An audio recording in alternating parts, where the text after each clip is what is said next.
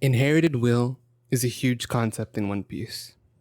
For example, we're told by Gold Roger, who said inherited will was one of the things that could never be stopped, so long as man sought the answer to freedom.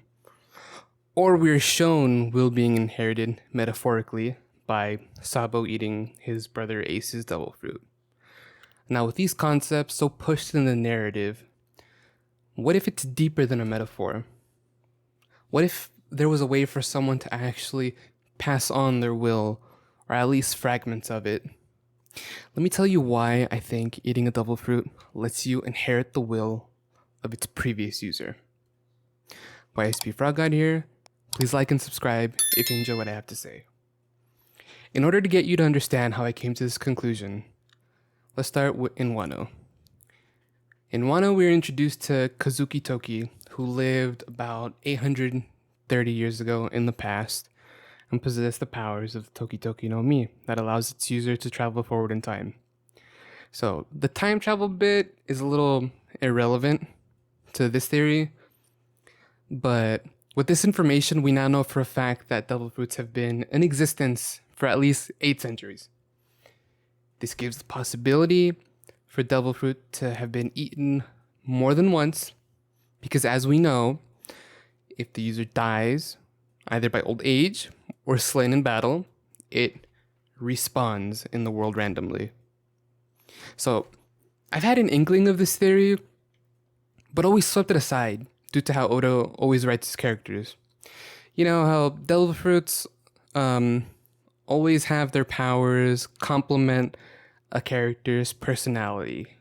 Like, for example, Corazon from Dressrosa didn't like to speak. It was assumed from trauma. And he possessed the Nagi Nagi no Mi that silenced everything around him. Yeah? It's fitting, you know? But there have been a few times where we get to know a character before they eat a devil fruit.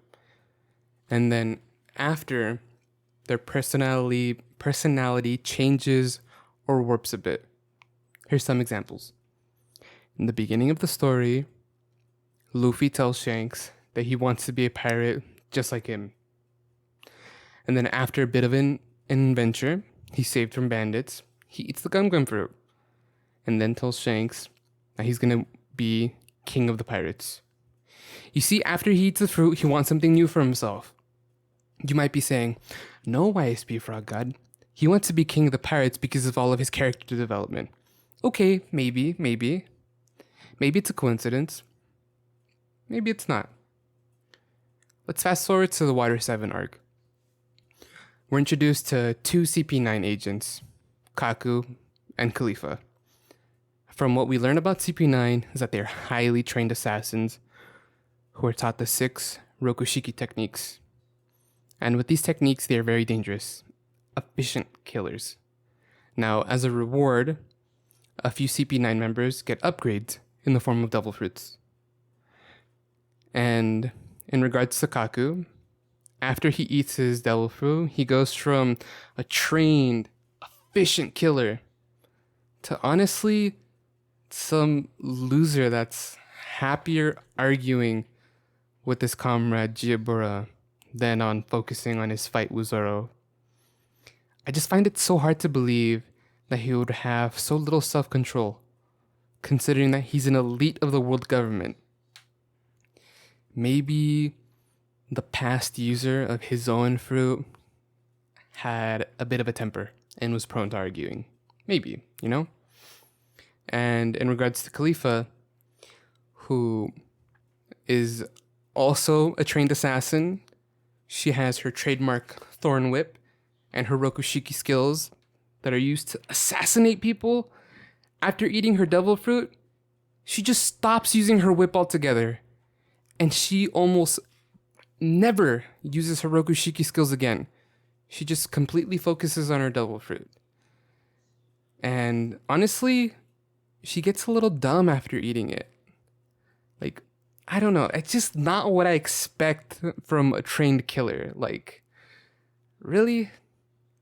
Okay. Still think it's all a coincidence? Okay, let's jump even further. Let's go to Dressrosa, where Sabo eats the Mera Mera no Mi. He's in trouble fighting Burgess, and after eating his fruit, he instantly knows how to use it. Almost like the strong brotherly love from Ace was still in the fruit, guiding Sabo on how to save himself with his new powers.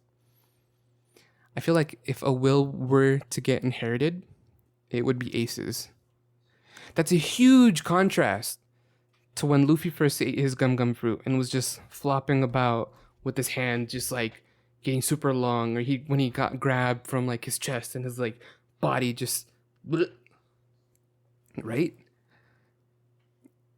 See, we're getting you there. We're getting you there. Now this is all shaky at best and dumb at worst, which is why I haven't posted this theory just yet. Well, as of chapter 1018, we get introduced to an ex-CP9 agent that used to guard the gum gum fruit, named Who's Who. And we're told that he had the fruit stolen from him, and he was punished with extreme prejudice and sent to jail and impelled down and stripped of his rank. The cogs started rolling, and I thought to myself, why would the world government waste such a strong asset, who is apparently just as strong as their current ace, Rob Lucci, to just waste away in prison? There's no way they would throw a pawn like that away unless they had a really good reason. You see, it's my opinion that the reason he was punished so brutally was because the world government knows that strong wills do get inherited through devil fruits. And the past user of the gum gum fruit was someone of great importance from the Void Century. Now you might ask, who was the will that was in the gum gum fruit?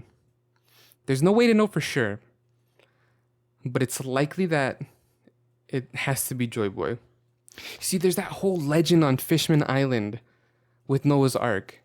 He said he would come back and bring Noah's Ark to the surface, but it hasn't happened yet.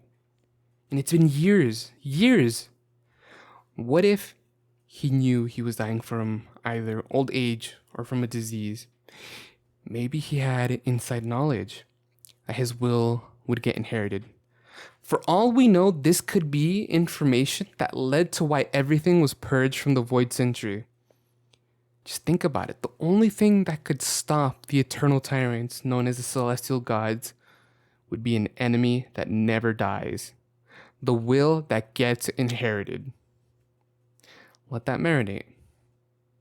Now, if you enjoy what I had to say and would like to hear more, please consider liking, commenting, and if you want more, please subscribe.